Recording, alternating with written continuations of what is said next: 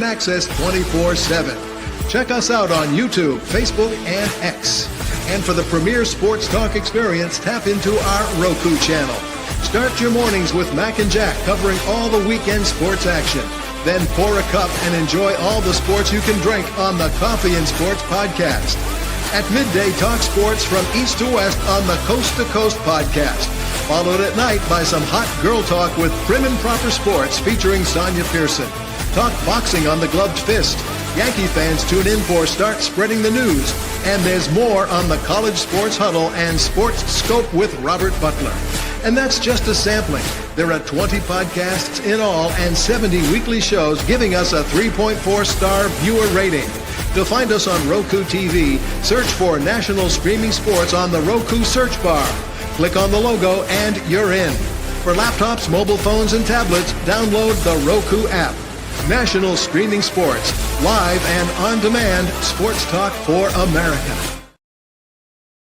Football season is here, and SeatGeek is my go-to for buying tickets. Now, with SeatGeek, every single ticket is backed with their buyer guarantee. We've all had plans change, and when you can't make it to the big game, SeatGeek has you covered. They're the only ticketer that allows you to return your tickets ahead of the event for credit with SeatGeek swaps. So when things come up, I know that my tickets won't go to waste. So what are you waiting for? Download the SeatGeek app to maximize your possibilities and shop live events.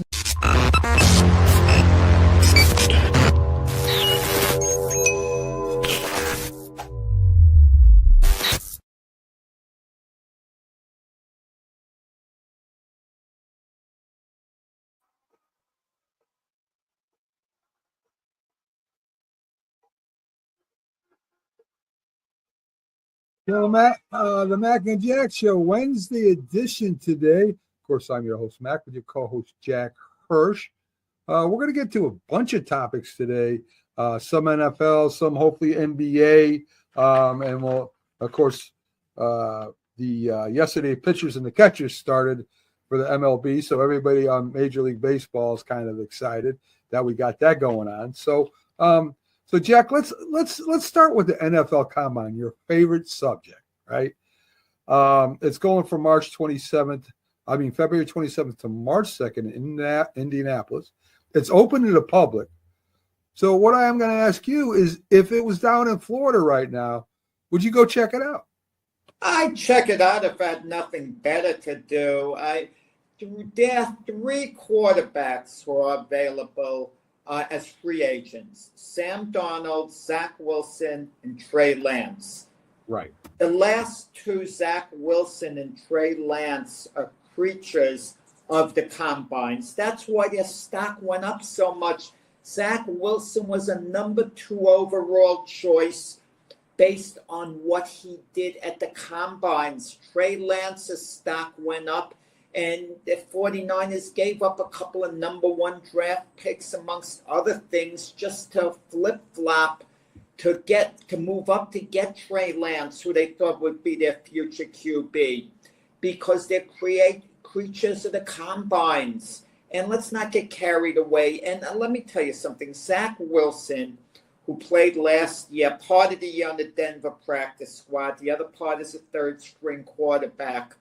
And Trey Lance, who the Cowboys gave a 4th-round draft choice to the 49ers a couple of years ago, when the 49ers gave up on him, and couldn't even wind up beating out Cooper Rush for the backup spot. They're going to move on from him as well. The only reason those guys are still in the league, Mac, is because they were drafted so highly. Zach Wilson, number 2 overall in the draft. Trey Lance, number 3 overall in the draft. If they were 6th-round draft choices, Mac, they'd be out of the league. Yeah. They wouldn't even have a roster spot. But when you're drafted so highly, you can kick around for a while before every team is giving up on you. Well, yeah, as you were talking about the free agency, March 12th, it starts officially March 12th at 4 p.m. You forgot Jacob Brissett. Brissett. Yeah, listen, decent guy to have around as a backup. I'm fine with Jacoby Brissett. If you're going to use him as a backup, And then depending on how he's playing, he could be a team's primary backup. I can live with him being the primary backup. And backup quarterbacks are very important in the NFL because we see the starters go down with injuries. So you're not going to get that much a better backup than a Jacoby Brissett. I'm fine with him as a backup. If you use him as a bridge quarterback, it's not an ideal situation as we saw at New England last year. Jacoby Brissett's been given opportunities to start in the league. Yep. You know, he's went from team to team to team. He was even given the starting job at Indianapolis. He didn't hold on to it. He was given the starting job last season for 1 year as a bridge quarterback while Drake May was supposed to sit. They came back to Drake May sooner than they wanted to because Jacoby Brissett was struggling. Not a bad backup, don't get me wrong. I saw what he did at Cleveland. He did some good things with the Browns as a backup when he had to fill in for Deshaun Watson. But please, I don't want to hear any team getting Jacoby Brissett and making him their starter. A team like the Raiders, if they can't draft Cam Waters, Shedeur Sanders, I don't want to see them get Jacoby Brissett because he has a link to the Patriots in the past when Tom Brady, was around. Yeah. Also, wide receivers that are available: T. Higgins, Chris Godwin from Tampa Bay, Stephon Diggs, and Amari Cooper. Jack, one at a time. T. Higgins, big receiver, is go up and get that ball for you. He's like a big tight end almost running down the field. You think he stays with the Bengals, or do you think he moves on? Great question. Joe Burrow is campaigning for him very hard, but they have to settle Jamar Chase's contract, the Bengals, and I don't think they can pay that type of money for two wide receivers. And unless it's a superstar wide receiver, you just can't give them that crazy big money. You can give it to Jamar Chase because he is a superstar wide receiver. T. Higgins isn't quite that. He's very good, but that's where it stops. Yes. Chris Godwin with Tampa Bay. I mean, before he got hurt, unbelievable receiver. Baker's one of Baker's favorites. And, of course, do they want to break that up? Where he was throwing touchdowns to Godwin before he got hurt. Yeah, he's been with Tampa Bay so long. It's hard to end certain relationships. It depends how much Chris Godwin wants to stay with the Buccaneers as well, whether they could have a middle ground. But keeping Godwin, with Evans and, as primary targets for Baker Mayfield would be the best situation in Tampa Bay. I have a feeling he does stay at Tampa Bay, that there will be a middle ground that works something out because I think he'll have more value to the Buccaneers than he would to any other team. Tampa Bay is one of those teams, Jack. I know we've talked about this before. That's like stuck in one spot, right? They're always going to be like 8-9, 9-8, 8-1, or whatever. I don't think they'll ever get further than that unless they start. Maybe they got to get rid of Baker. Maybe they got to bring in a bigger quarterback. Maybe they got to bring in a rookie quarterback. Maybe they got to do something else than what they're doing right now, because right now they're just a 500 team, basically. Mac, you're unbelievable. You're a piece of work, Mac. Get rid of Baker Mayfield. Get rid of this. Get rid of that. You're the same guy. When a baseball season starts, okay, Juan Soto's going to start the season 1 for 8 after 2 games, and you're going to say on the show, do you think the Mets regret the contract they gave Juan Soto? That's what I want to hear from you, Mac, after 2 games. Maybe if after 1 game, if he goes 0 for 4 and strikes out 3 times, that's what you're going to tell me. The Buccaneers have won the division the last 5 years. Last 5 years, they're in a very weak division. Okay, I'll grant you that, Mac. 1 year they won it when they were 8-9. Last year, I think they were 10-7 or 9-8 last year. Which 9-8. 9-8. I mean, in a weak division. Let's be honest about it. But you play to your schedule, you play, whatever. I'd rather have a team go 9-8 and like the Giants. Your Giants, when they won the Super Bowl, they were 9-7.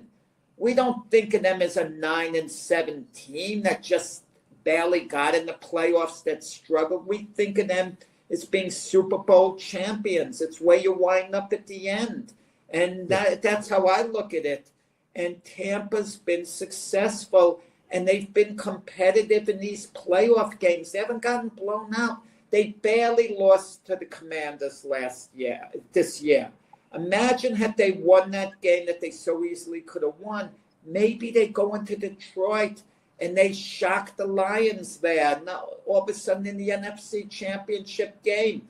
The year before, last year, they beat the Philadelphia Eagles in the playoffs and then gave the Lions a competitive game in the playoffs. I think it's expectations, Mac. This situation's becoming a lot like the Pittsburgh Steelers. But the Pittsburgh Steelers fan base is getting extra antsy under Mike Tomlin. And all it's going to take at Pittsburgh for Mike Tomlin to go 7-10 next year, and you're going to hear all the calls to fire Mike Tomlin. Never mind that Mike Tomlin's a Super Bowl champion. He's already delivered a championship to the Steeler fan base. But they're antsy because they're just plain good. You know what they're like, Mac? The Steelers are like a B. They're like a B-plus student who you know should get A grades. And you're like, come on, just do a little more. You know, and that's the case with the Buccaneers. But only one team can win it all at the end. Well, the Steelers are in a lot tougher division than Tampa Bay is. I mean, I'll give the Steelers that credit. I don't know. I mean, you seem to like Baker. I think Baker's a heck of a leader, great competitor, makes mistakes and costs some games sometimes. And I think that I would want something else. Maybe I draft a quarterback to play under him. I don't know, but I would be looking for something else.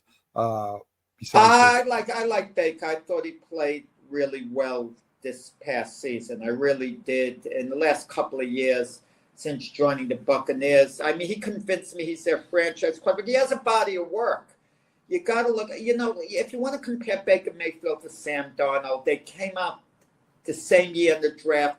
Baker Mayfield was the number 1 overall choice. Sam Darnold was number 3. But look at their body of work. Baker Mayfield had 2 good seasons when he was with the Browns. 2 out of 4 were good, where he really was a franchise quarterback. Sam Darnold's only had 1 year where he's looked like a franchise quarterback, and that was last year when he put it together. If you want to forget the last 2 games, which you could put it to the side if you want. And I just have a lot more. I have trust in Baker Mayfield. In the 2 years he's been with Tampa Bay, how he's played, he's already established himself to me as a franchise quarterback. No need to look on. I mean, you could draft some like a Quinn Ewers, but you really want him taking over for Baker Mayfield.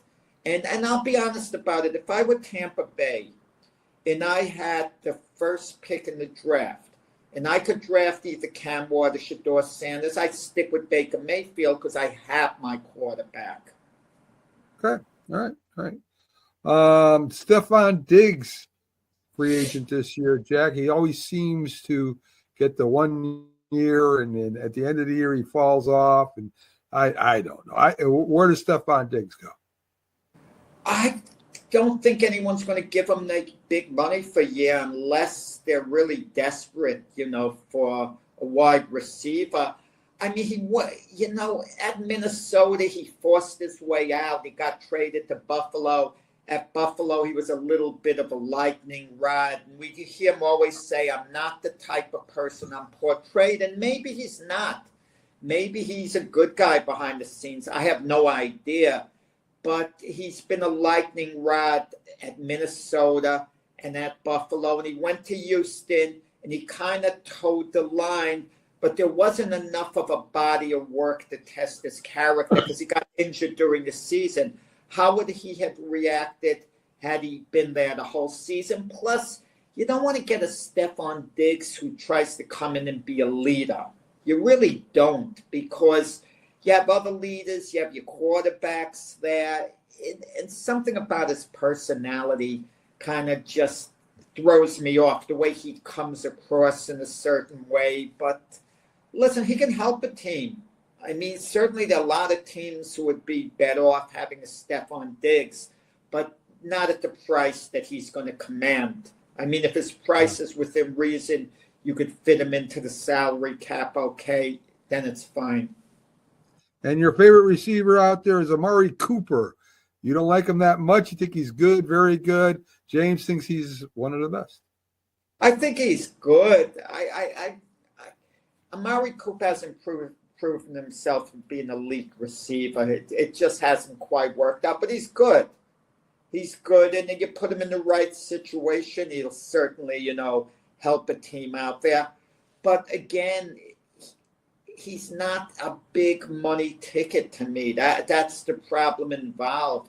If there was no such thing as a salary cap and you didn't have to worry about maneuvering your books and how it could affect your team otherwise, fine, sign Amari Cooper. But, I look at very few receivers as being elite, truly elite. Jamar Chase is great. Justin Jefferson is great. I like Malik Neighbors a lot. Okay, I think Garrett Wilson was misused. He would be, outstanding, and a few others as well.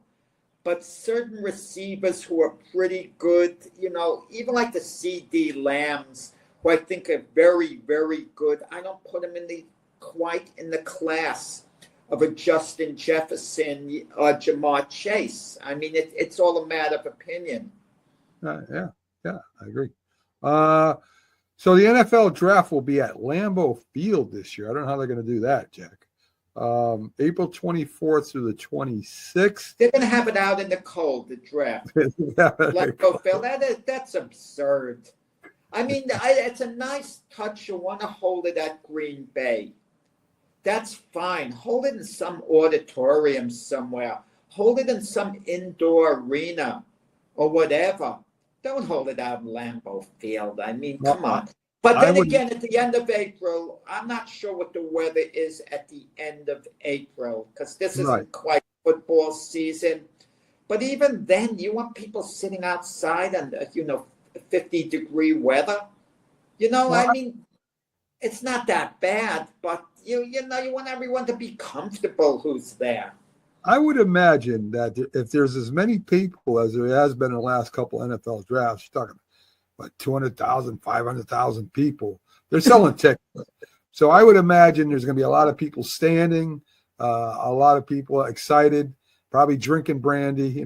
That's something to keep you warm, and waiting for the draft. So I think it's pretty cool that they're having it in Lambeau Field. The way the draft changed over the years, it is absolutely insane. I remember the 1986 draft. I was working in Manhattan. They had it at a hotel on a weekday.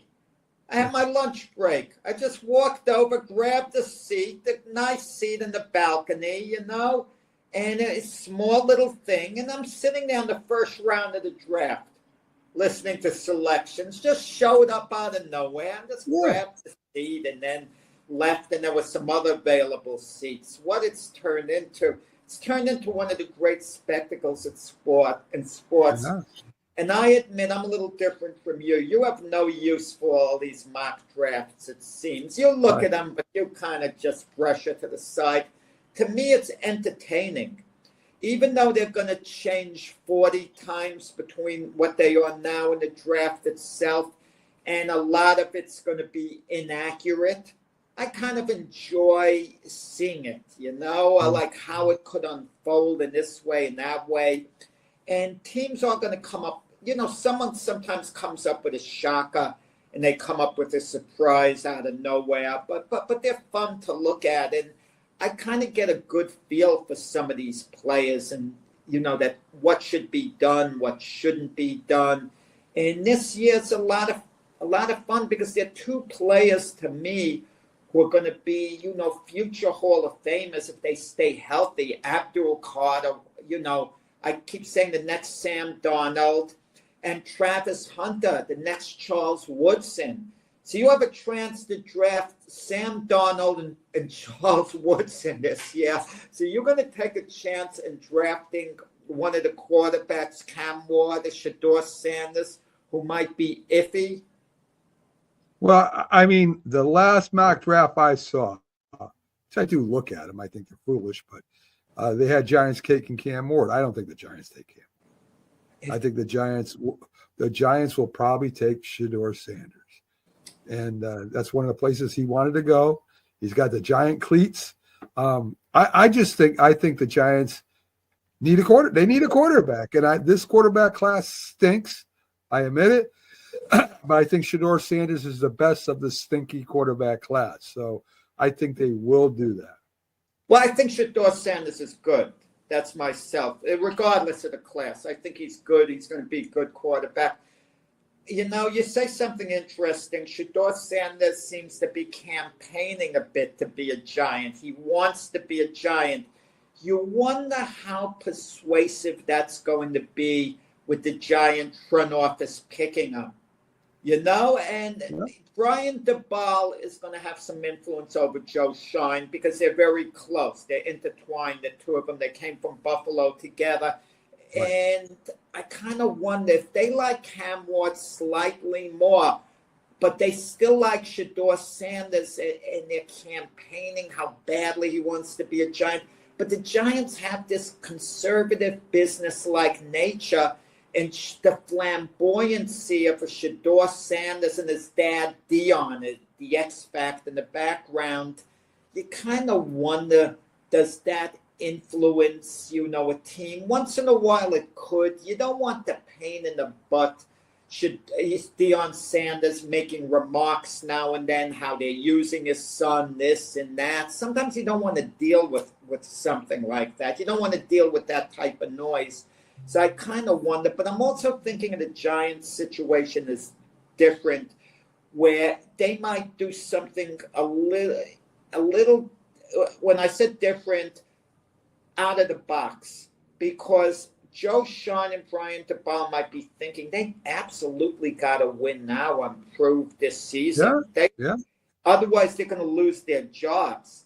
So can you see them mortgaging a little bit of their future to win now? They'll figure, let's survive now and we'll worry about it later. And the great thing of having a young quarterback, that gives you an extra year, Jack. I mean, you saw what happened with Eberflus, right? I mean, it's going to give you listen, he's a young quarterback. He's getting there. We're working with him. As long as there's improvement. If they improve next year and they got that young quarterback, they can use that as an excuse of staying another year. Yeah, it depends on John Mara. But let's be honest, the Giant front office was dreadful, the job they did, in the offseason, getting the team ready. I mean, what progress have they made since Joe Shine and Brian DeBall have gotten there? Let's forget one moment this losing, the Saquon Barkley fiasco and all, which is a public relations nightmare. It's absolutely insane. Can you imagine, Mac? Just imagine 1 second, Saquon Barkley was never a Giant. He came from another team to the Eagles. Let's make believe he was a free agent and he signed with the Giants right now. The Giants would be throwing a parade. We got Saquon Barkley from the Eagles. They would be insanely happy. They'd say Super Bowl, Super Bowl, Super Bowl. The Giant fans would be downright giddy. And they had him. But Xavier McKinney, he goes to the Packers. Safety. They went different. They have a decision to make with Thibodeau. Do you give him the money or you don't give him the money? To me, he's been unbalanced. You could say he's been maybe a good player. You could say that. Okay, fine. Say Thibodeau has been a good player since he's been at the Giants, but he hasn't been a very good player. That's safe to say. You could say he's good. Now, you got to look at his upside going forward. Is he going to put it together? If Thibodeau's going to be better, you can give him the money. Do you really trust that he's going to be better or he's just going to be the same? I mean, I can't trust he's going to be better after 4 years. it would depend on what he wants, right? What he agrees to in a contract. I mean, I ain't going to give him Brian Burns money because Brian Burns played better than he did last year. Thibodeau was hurt a little bit. But Thibodeau does have those games, Jack. Once in a while, he pops up and he has those games that can help you win. So, I mean, if the contract was right, if the money was right, I'd sign him. If not, then well, it's anyone. I'll take him for the Jets, Thibodeau, if the money's right. I mean, he can help teams. And you're right. But what would you rather have? A player who shows up every few games and plays a great game, is all over the field, and then the next 2-3 games he's missing in action. You don't even know he's on the field. Yeah. I mean, that's the problem involved. You kind of want consistency, a guy there who's there week in, week out, not only a guy who has the peaks and valleys. Yeah, that makes sense. So the Jets go at 7. The Patriots, maybe we'll talk about with Keith on Friday if he comes in. Patriots go 4th. They're probably going to trade down, Mac. That's the feeling. You think? Unless they go for Will Campbell, the offensive lineman. They're going to want to protect Drake May. Right. I could see that. But I get the feeling the Patriots trade down where they can get, a couple of offensive linemen. What happens if Travis Hunter's there? That's going to be pretty interesting, Mac, because if the quarterbacks, the first 3 picks, if the quarterbacks, both quarterbacks, Cam Ward and Shedeur Sanders off the board, you got Travis Hunter, Abdul Carter to pick. Yeah. And then you're going to bypass one of them and trade down for depth. But I'm sure there's a team that would want to trade up to get one of them and would give you maybe even an extra number 1 draft choice, a 2 and a 4 in addition to flip-flopping. I don't know what it's going to be. But in the Patriots at number 4, keep in mind if Shedeur Sanders or Cam Ward on the board, a team that needs a quarterback, maybe they make a deal. Maybe hypothetically, I don't think New England would trade with the Jets, but maybe the Jets see Shedeur Sanders is available at number 4 when the Patriots go. And they say to New England, we're going to give you our 7th, we'll flip-flop our 7th overall pick for your 4th, and we'll give you a number 2 draft choice this year and a number 3 next year. Did the Patriots do that? I don't know. Yeah, and they definitely need wide receiver help too.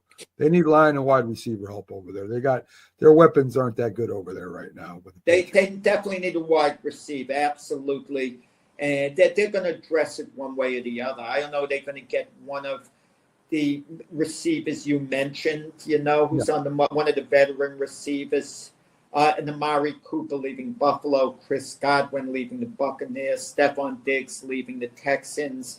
Whether they get one of them or they look towards the draft. And I hope the Jets don't part with Garrett Wilson, though. I hope that's not the case. Yeah, but if they did, what value? Because he's due to get paid. So New England wouldn't give the number 4 overall pick for Garrett Wilson only because because of the hefty financial price tag they'd have to deal with Garrett Wilson. So let's talk about your Jets at number 7, Jack. Rodgers may not be there. May need a quarterback. Really, I mean, depends on who stays and who leaves. If they can keep everybody there and Rodgers leaves, you're going to need a quarterback. Well, one mock draft had the Jets in the 2nd round going at number 50, taking Quinn Ewers. That's risky to have that type of strategy because there's a good chance Quinn Ewers won't be there at number 50. I mean, he might go in. He's projected not to go in the 1st round, but I could see him going early in the 2nd round, maybe even at some point in the 1st round. Who knows?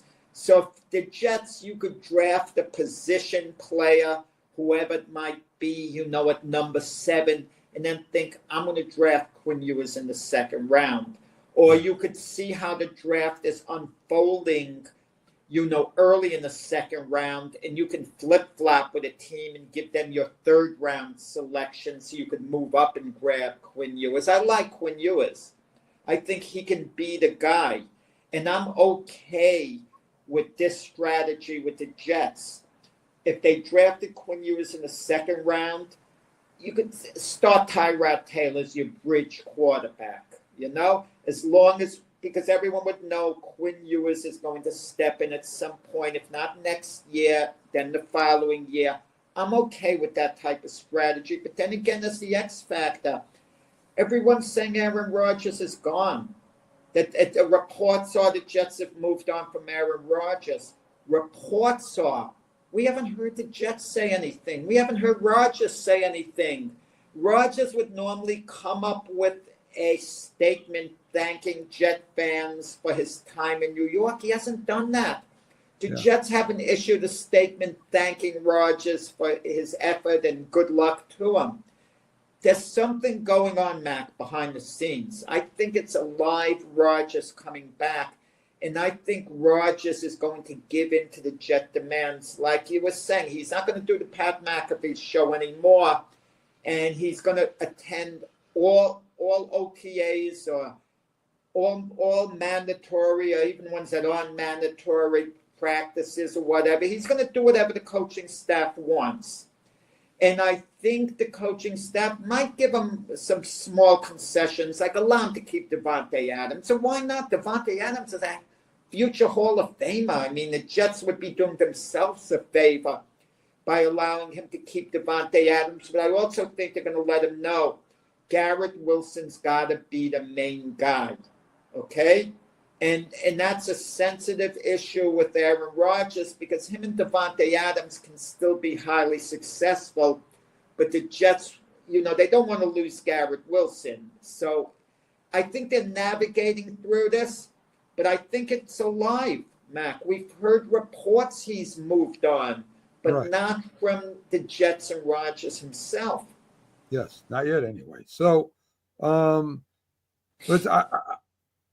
get to the Philadelphia item I want to talk to you. But first, Las Vegas, according to Ian Rappaport,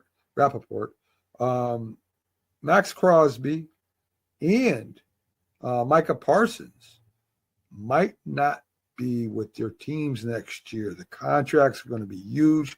The money they want, new coaching staffs. I mean, these are two great players, Jack. They are impact players, maybe two of the best.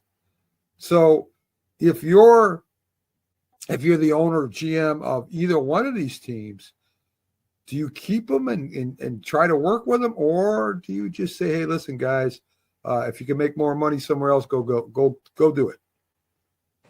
First off, don't listen to the nonsense about Micah Parsons. I mean, Brian Schottenheimer their new coach has zero say as far as Micah Parsons' status, whether he's coming back to the Cowboys. Zero say, Mac.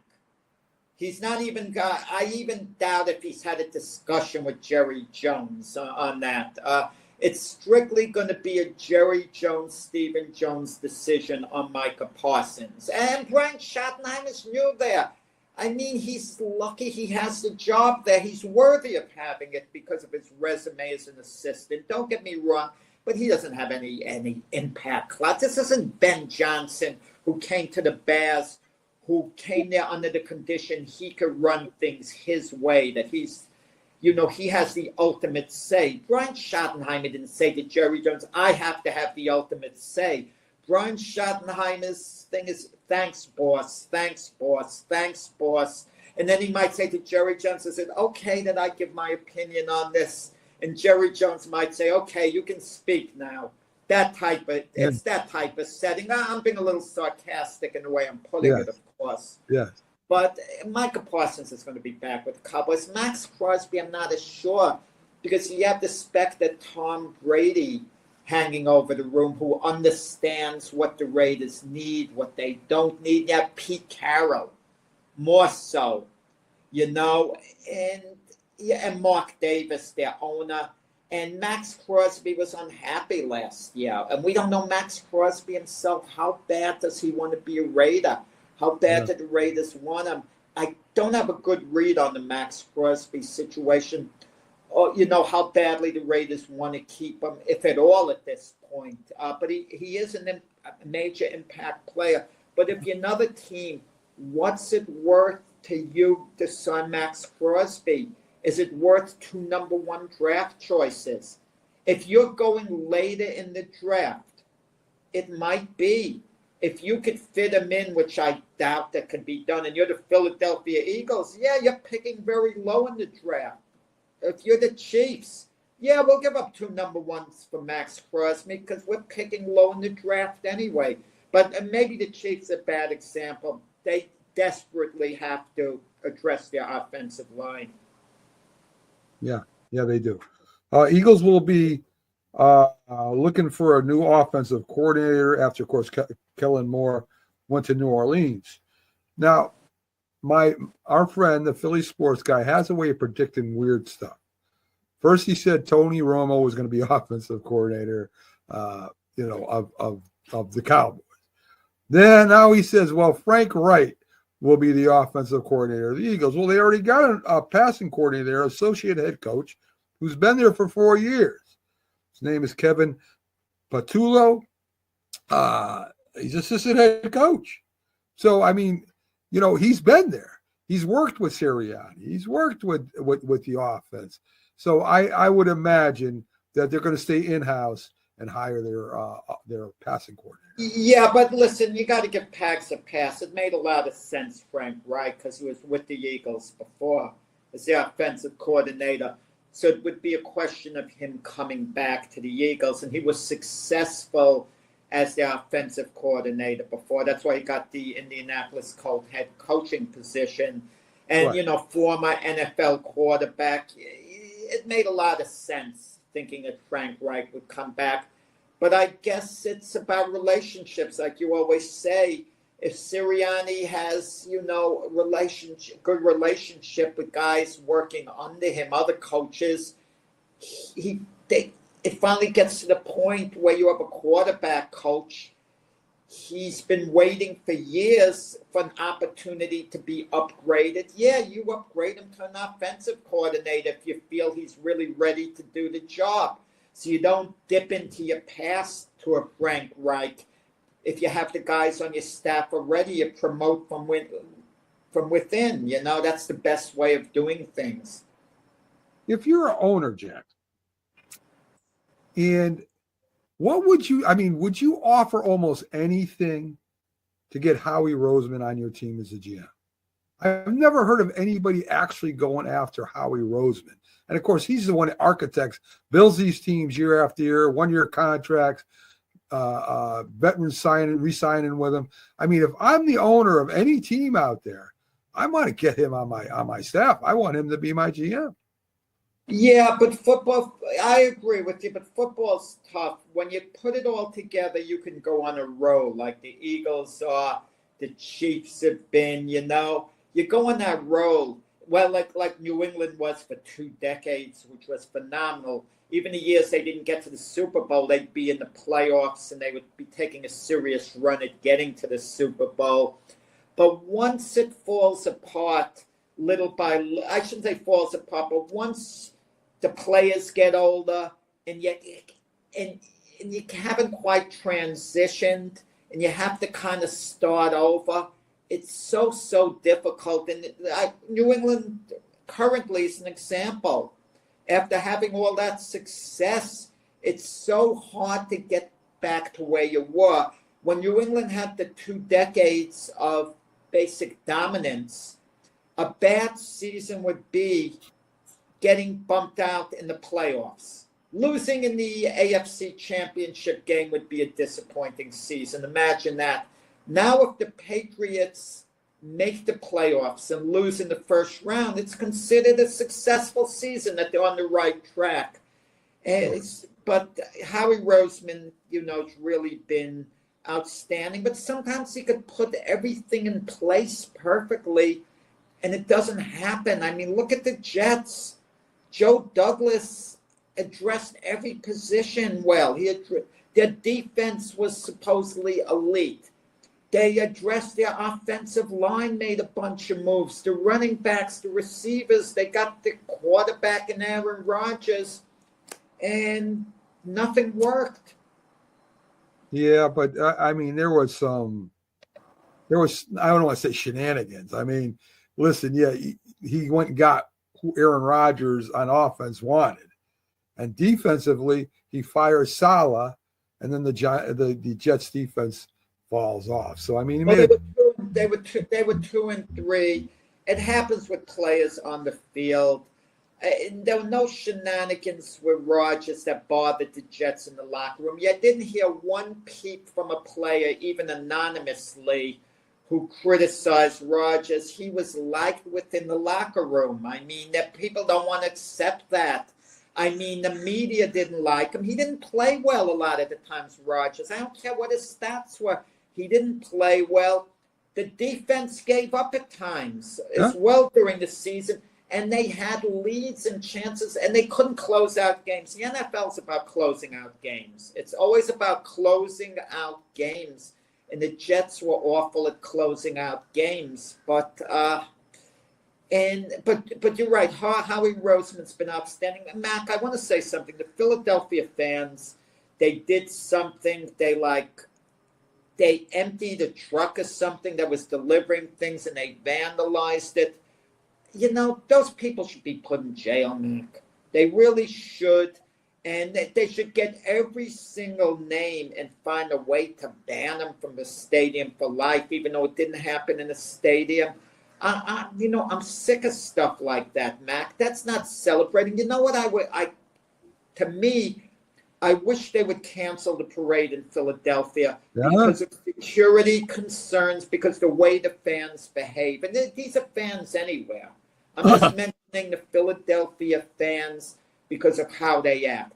That to me isn't celebrating. Those are being pure hoodlums. And that to me is a violent crime. And if there's any threat to this stuff like that going on while the parade is happening, cancel the darn parade, no celebration because of that type of fan behavior. And you want to know something?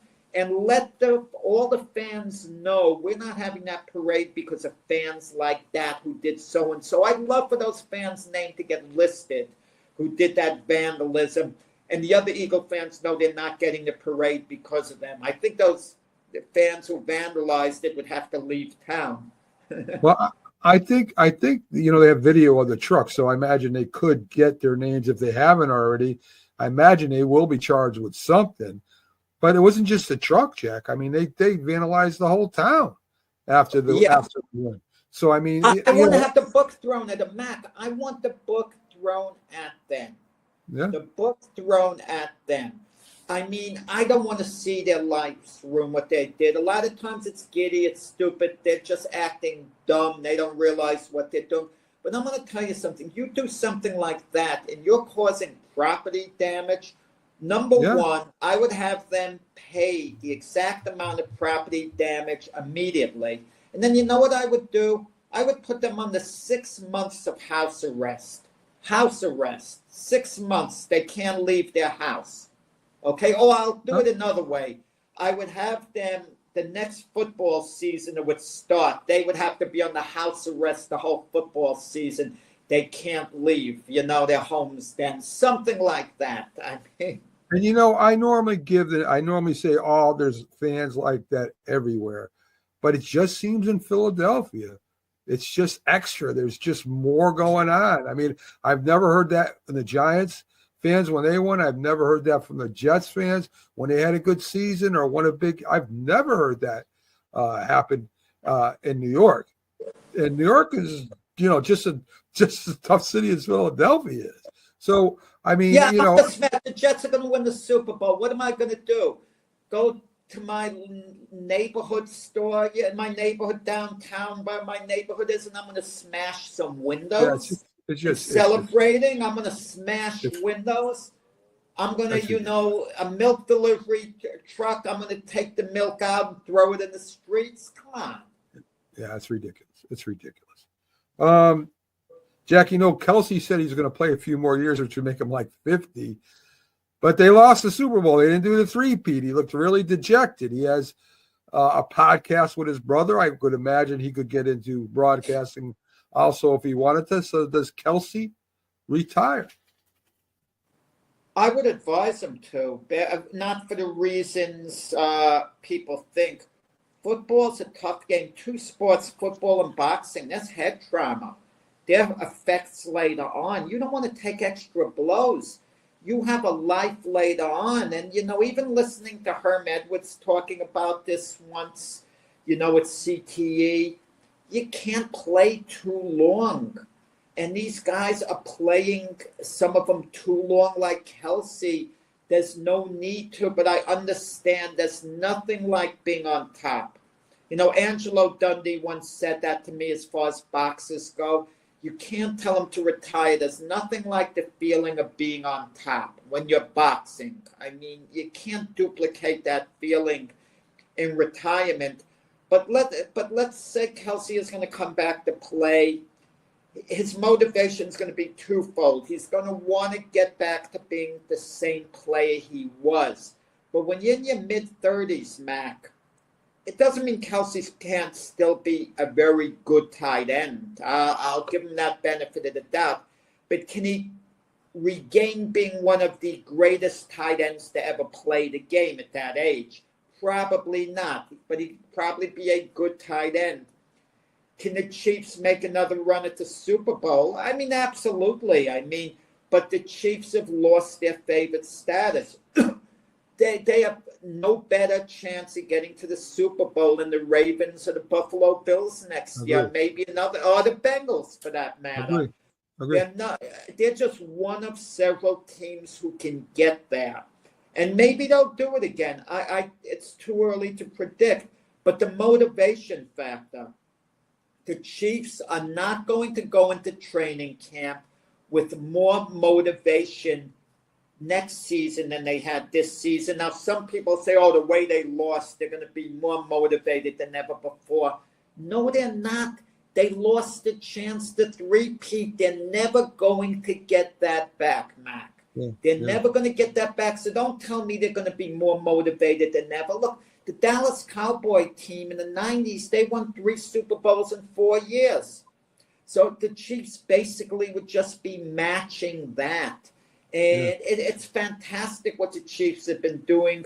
They've been this era's NFL dynasty, basically. And maybe you could say Philadelphia as well. If Philadelphia wins the Super Bowl next year, you could compare them and the Chiefs in the short term what both have done. But it's going, the motivation factor, too.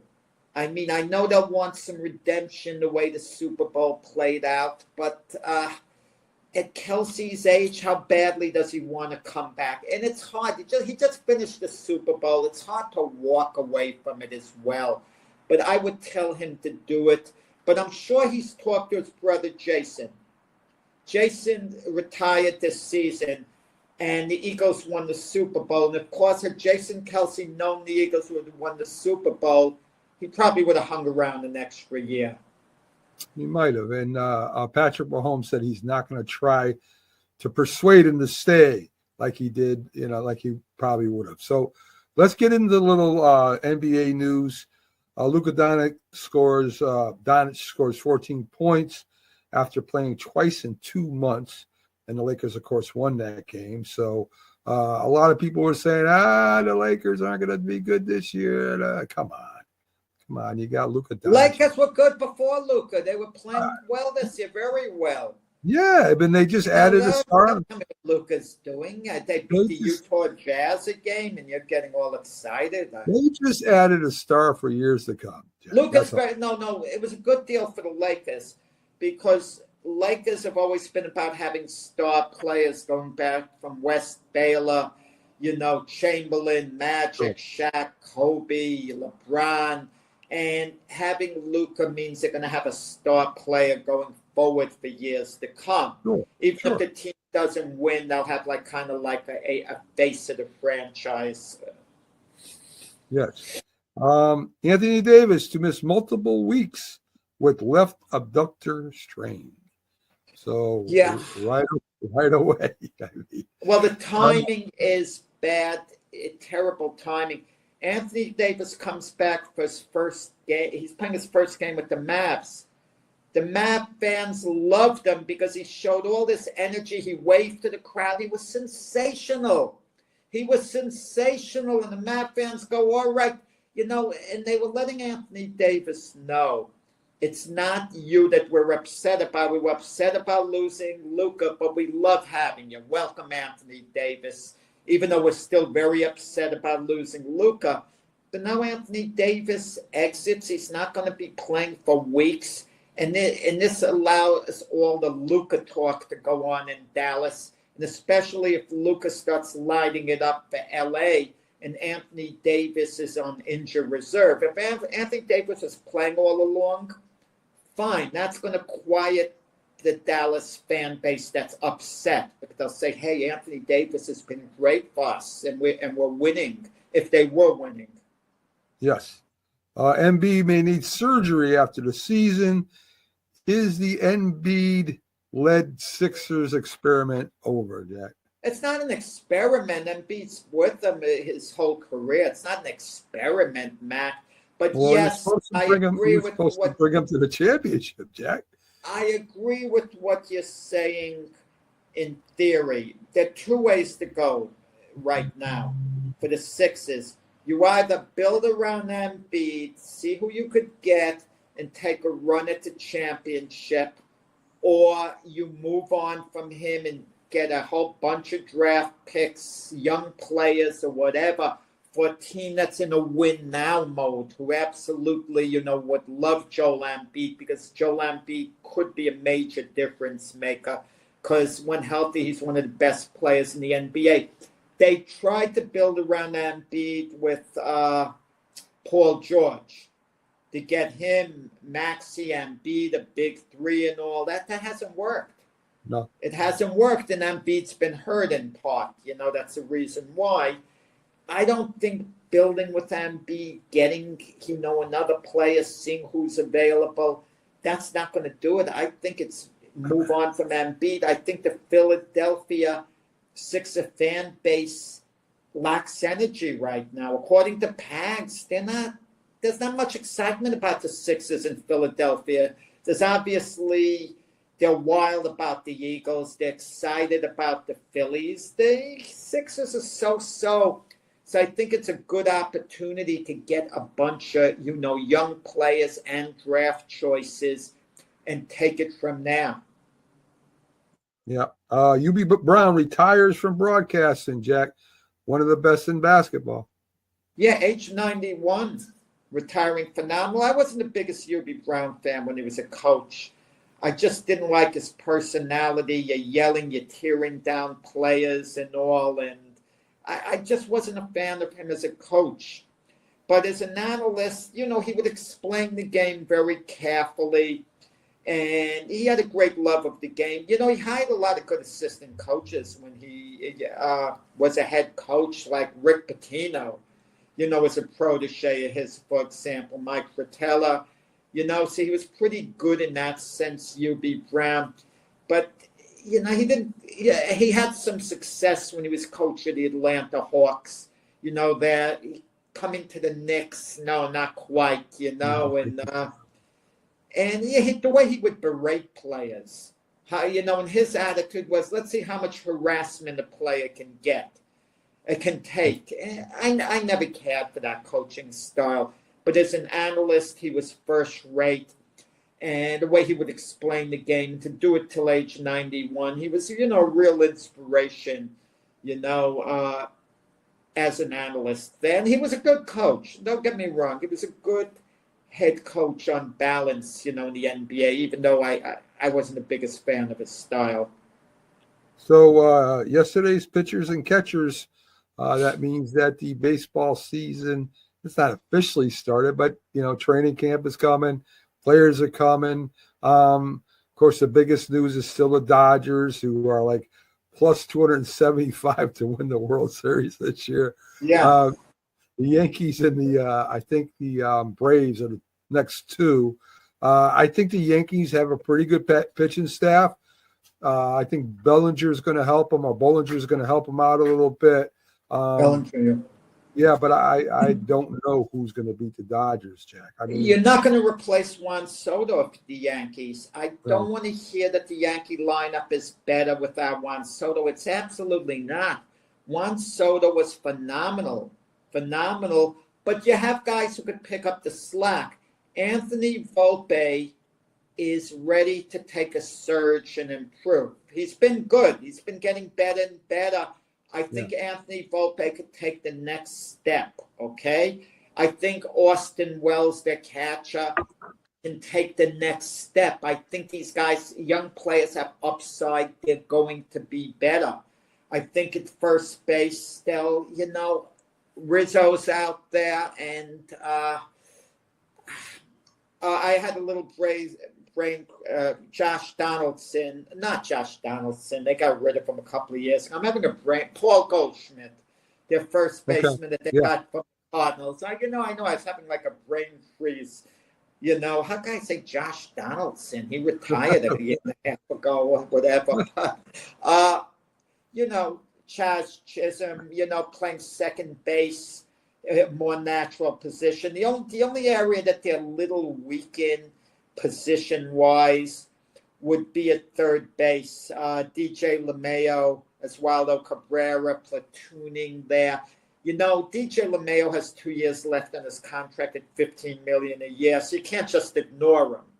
Okay, right. So he's going to be given an opportunity with Cabrera. If they can just be average platooning, that's going to be fine. And, Jason Dominguez, their rookie is going to be given an opportunity. We'll see how good a prospect he is. If he flames out, it's going to be some problems.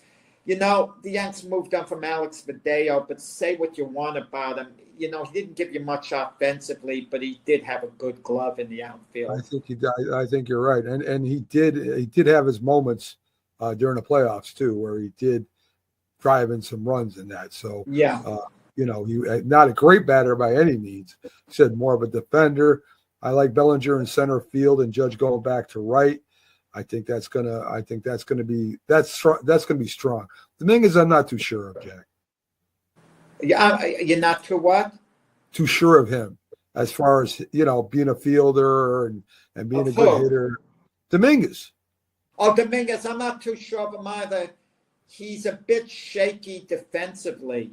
So let's see how he improves. He doesn't improve. But, you heard that about Juan Soto, that he wasn't good defensively. He wasn't bad to me. I didn't think he was bad, but I guess I'm in the minority. Yeah, he was. He missed some plays he should have made. And like, I guess everybody does, but it just seemed like in the big moments, he would make an error. You know what I mean? And so let me ask you this, Mac. If that's the case, and I know we have very little time, why the big fuss to give Juan Soto that incredible amount of money if he's just giving you a great bat? If he's just so defensively, and he's not that good of a base runner, even though he has speed. Right. What are you paying him strictly for his bat, it would seem? And his name. Cohen's name got value, what it means to a franchise. Never underestimate that. Never underestimate value to a franchise. That is important. Yes, definitely. So, folks, we're at the top of the hour. Thank you for joining us. Thanks for the views. Possible shares later if you can. Oh, by the way, our website has hit over 5,000 visitors. So, nessp.info. A lot of information on the shows, sports, news, all that stuff. So check it out when you get a shot.